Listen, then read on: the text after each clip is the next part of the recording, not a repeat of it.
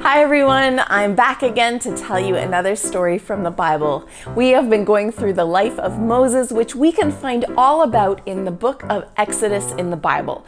Exodus is the second book in the Bible. It goes first Genesis and then Exodus. And Exodus has all kinds of important stories that tell us more about who God is and what He's like and how people can worship and follow and obey Him. It's such an important book, and the life of Moses is such an interesting one that we get to follow over the next couple of weeks. Last week we talked about how Moses and Aaron went before Pharaoh 10 times asking him to let the people of Israel go. Remember, God had given Moses a special job to do. Moses was made on purpose and for a purpose, just like you. God has made you on purpose for a purpose. There's special things that He has planned for you, things that you're talented at, things that you'll get experiences in, things that you and only you can do. It's such a beautiful thing to know that you are made on purpose for a purpose. Well, the people of Israel, after Moses had gone the last time before Pharaoh, and remember at the end of the story last time, we found out that something horrible happened. God had told Israel about how they can protect their families by putting the blood of the lamb over their doorpost, showing on the outside what they believed on the inside about what God says. They were showing God that they believe if God says something, it will happen. They were showing they had faith. They believed something that hadn't happened yet, but that God said would happen. So the people of Israel were protected during a time when an angel of death came and killed the firstborn son of every person that didn't have the blood of the lamb over their doors. Well, that obviously was a horrible, horrible time in Egypt. And the people of Egypt were absolutely devastated. They were so sad. And Pharaoh was sick and tired. He was done. God finally allowed his heart to be softened, and he said, just leave. He told the Israelites, get out of here. I don't want you here anymore. Take your people, take your things, and go. And so the people of Israel did. They packed up all of their things, all of their belongings, and they even asked their Egyptian neighbors for any of their goods. Like they asked them for silver and gold and food and anything. And the Egyptians just wanted them to leave. So they gave them everything that they had. Just get out of here, take our stuff and go. So the Egyptians allowed the Israelites to go. God had worked something miraculous. He had shown how powerful He is, how strong He is, and that He is in control, and that Israel is His people, and the people of Israel were able to go. The people of Israel left Egypt. They took all of their belongings and they started out. Now, there was a really easy route for them to take. They could have left Egypt and gone pretty straight across right to the land that God had promised Abraham, Isaac, and Jacob. God knew that if they went that way, they were going to come across other nations that were really big and really strong and had really great armies. And Israel wasn't quite ready to fight those battles yet. So God took the Israelites on a different route. He was still teaching them that they could trust Him. He was still teaching them that He was their God. And so they went down, around, in kind of the longest route possible to get to the promised land. Well, part of that route took them to the Red Sea. And the Red Sea is a very large body of water. And while they were there, they were camped out and they were waiting for direction as to what they were supposed to do next. There was an angel of the Lord in front of them, and a pillar that was a cloud during the day and a flame during the night that would lead the people and show them where to go next. And it was there and it was resting. Well, during this time, while they were out and about and they had left Egypt already, the Egyptians started to look around them and realize that their whole workforce, everybody that ever worked, was gone and had left Egypt. All of the projects that were happening in Egypt had stopped. Anyone that had slaves that worked in their houses didn't have that anymore, and everything was different. The Egyptians realized that they had lost something really important to them, and so they decided to go back and get the Israelites back. Pharaoh going back on his word again. Now, God had done this on purpose because He wanted to show the people, not only the people of Egypt, Not only the people of Israel, but every other nation that was around Israel and that Israel would encounter on their trip, that God is in control, that these are God's people, and that he will protect them. So the Egyptians traveled and they followed after the Israelites, and they came closer and closer to them. And as the Israelites saw them coming, they started to throw up their hands in the air and go, "Moses!" Like this was Moses' fault. And they were like, "Moses, why did you bring us out here? Weren't there enough graves? Weren't there enough places for us to die in Egypt? Why did you bring us out here to the desert? This army is coming and we have no way to defend ourselves." They were really upset at Moses. And Moses says to the people, he says, "Calm down. The Lord will fight for us. Just be still. Just wait. Wait and see what the Lord will do." Because he had been protecting them all along for these last little bit of all these 10 plagues. He was showing himself faithful. He was showing himself that he was their God, that he was strong, that he was in control. And so Moses was reminding the people, just calm down, settle down, because God is going to fight for us. And Moses went before God, and God said, "What are you doing?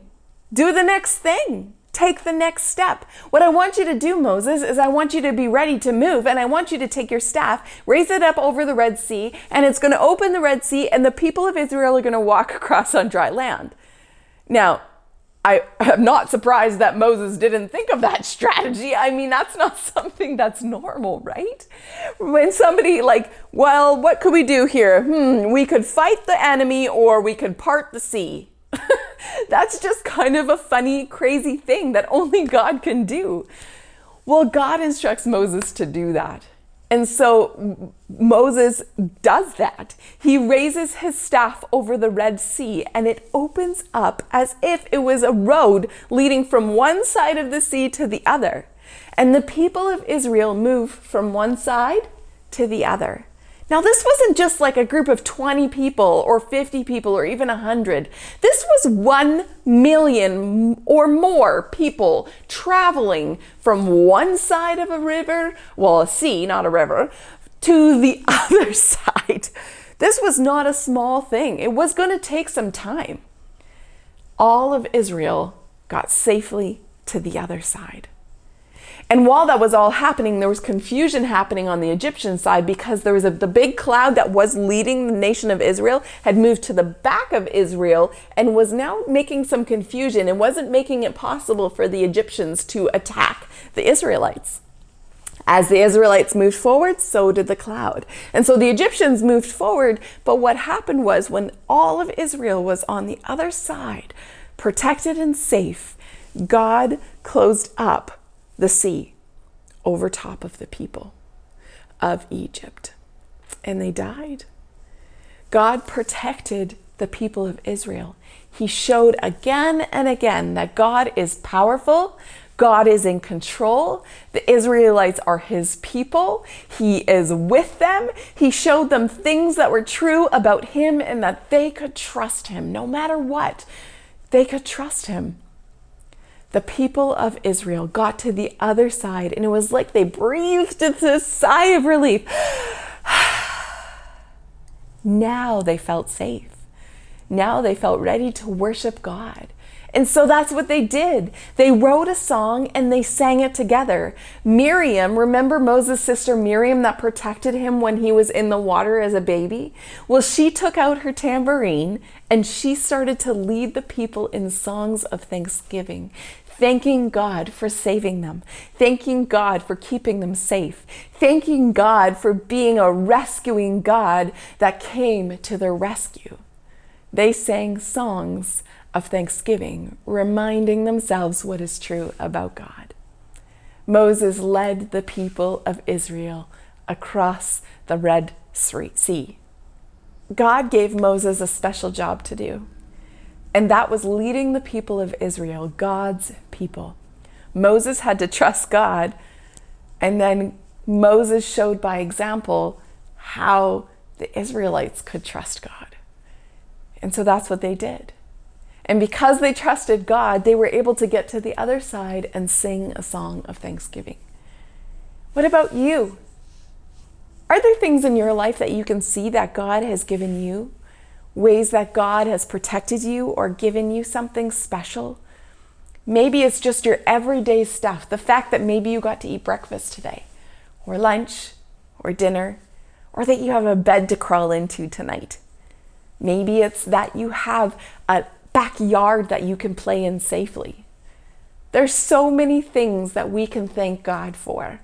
The Israelites thank God for keeping them safe, and we can thank God for the many things in our life today. I hope that you'll do that today. Spend some time being thankful for the things that God has done and the things that God has given you.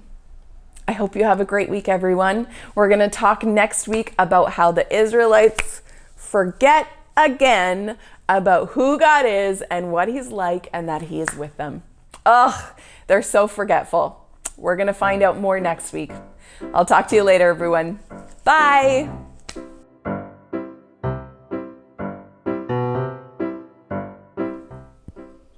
Hi, hello, welcome. I've gathered us all here in the library today to do some very important work.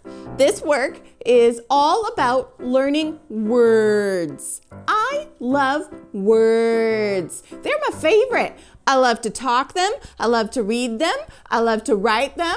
I love words.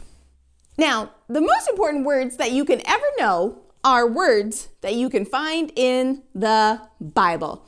That's right. They're important to learn, to memorize, to read. The Bible says that we should hide them in our hearts. So that's what we're going to do today.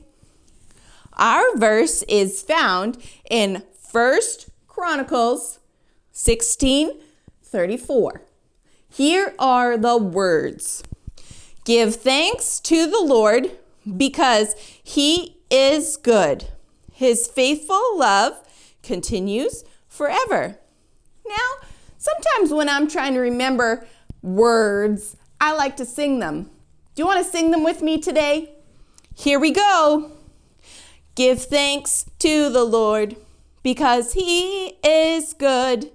Give thanks to the Lord because He is good. His faithful love continues forever and ever. Give thanks to the Lord because He is good. Give thanks to the Lord because He is good. Give thanks to the Lord because He is good. His faithful love continues forever and ever. Give thanks to the Lord, for He is good. Give thanks to the Lord because He is good. Oh, thanks for singing with me, boys and girls. I love learning words. And sometimes the best way to learn words is through singing. So I hope you enjoyed singing with me today and learning more words. That's all for today. Myrna out.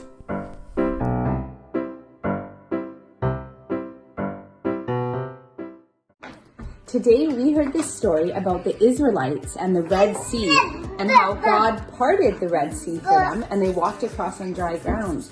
And at the other end, did they give praise and thanks to God?